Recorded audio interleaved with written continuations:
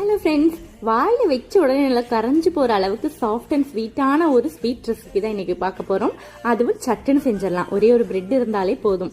இதுக்கு நான் round bread இருக்கு இல்லையா, அதுதான் எடுத்திருக்கேன். அதை நல்லா ரெண்டாக கட் பண்ணிவிட்டு இப்போ ஒரு பேனில் ஒரு ஸ்பூன் பட்டர் இல்லைன்னா நெய் ஆட் பண்ணிவிட்டு அது ஹீட் ஆனதும் ரெண்டு பக்கமும் நல்லா டோஸ்ட் பண்ணி எடுத்துக்கிறேன்.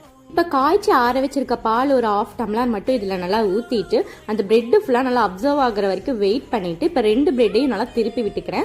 அப்சர்வ் ஆனதுக்கு அப்புறம் நம்ம திருப்பணும் அப்படின்னா பிரெட்டு நல்லா பிஞ்சு போகாமல் கரெக்டான ஷேப்பில் வந்துடும். இப்போ இதில் ஒரு ஸ்பூன் அளவுக்கு சுகர் ஆட் பண்ணிவிட்டு கூடவே ஒரு 1/2 கிளாஸ் அளவுக்கு பால் மறுபடியும் ஆட் பண்ணிக்கிறேன். நல்லா ஸ்டவ்வை ஸ்லோ ஃப்ளேம்லேயே வச்சு குக் பண்ணிங்க அப்படின்னா பால் ஃபுல்லாக அப்சர்வ் ஆகி பிரெட்டும் நல்லா சாஃப்டாக ரெடி ஆயிரும். 2 பக்கம் திருப்பி போட்டு ஒரு 5 நிமிஷம் பால் அப்சர்வ் ஆகிற வரைக்கும் மட்டும் வெயிட் பண்ணிவிட்டு தனியாக ஒரு பிளேட்டில் ட்ரான்ஸ்ஃபர் பண்ணிக்கலாம். அவ்வளோதான், 5 நிமிஷத்துல சட்டுன்னு ஒரு ஸ்வீட் ரெடி ஆயிடுச்சு. கிட்ஸுக்கெல்லாம் ரொம்பவே பிடிக்கும். நான் டெக்கரேஷனுக்காக செரிஸ் எல்லாம் ஆட் பண்ணியிருக்கேன். அது ஆப்ஷனல் தான். ட்ரை பண்ணி பார்த்துட்டு எப்படி இருந்ததுன்னு கமெண்ட் செக்ஷன்ல சொல்லுங்க.